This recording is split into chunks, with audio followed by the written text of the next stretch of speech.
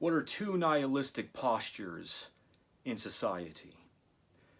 The reason I call them nihilistic postures is because of how they poison quality in society. They are nihilistic postures not because they are self-consciously nihilistic, but because they are functionally nihilistic, meaning that they embody the practice of nihilism. The first one is that individuals have to be told what they are allowed to celebrate, a defect in human psychology. Individuals have to be told that something is safe to validate.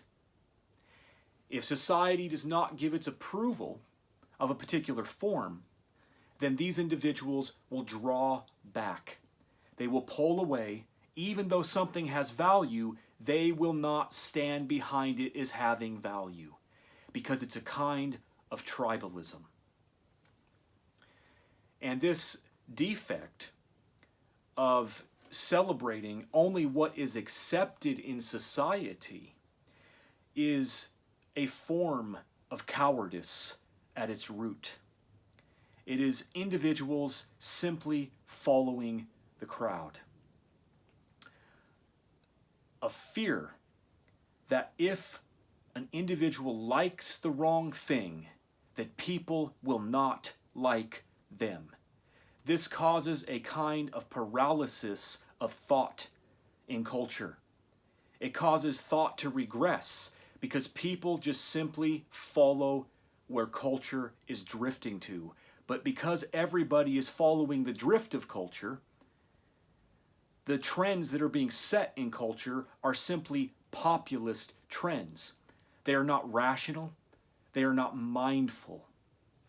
And so these trends in society are dangerous to society because they end up suppressing and invalidating value in society because one fears persecution. One fears being shamed. The second posture of nihilism is the emotional need to be manipulated.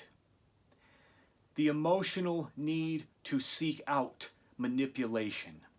What does this mean? It means that when individuals seek out content, when they seek out information, the information itself is not good enough. Individuals are instead looking to be emotionally moved by the information that they are seeking. And if they are not emotionally moved, if they are not amused by the content that they are reading, by the content that they are watching, by the content that they are hearing, then they tune out of the content or they assume the content has no value. The second nihilistic posture is an inability to think about what one is consuming. It is an inability to probe into the content of information apart from an emotional manipulation attached to the information. The reason that these two postures are so dangerous to society is because they end up invalidating quality in society. Society is no longer listening to what the information is, but to how the information is being presented. Propaganda. It's a psychological structure, a psychological mind that is seeking out propaganda. It's grown an appetite for propaganda.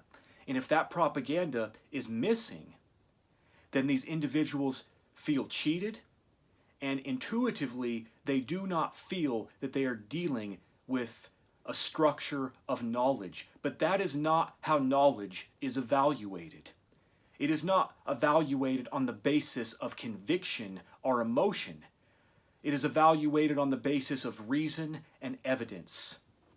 And if an individual lacks the capacity to pay attention to information because it does not emotionally stimulate that individual, then that is a primate who is going to be greatly restricted in his or her capacity to learn. Learning requires monotony. It requires paying attention beyond merely being amused by the content. And so those who have a psychological disposition that is geared to the direction of amusement alone are actually cheating themselves, because they are actually manifesting within themselves that they have an inability to evaluate complexity.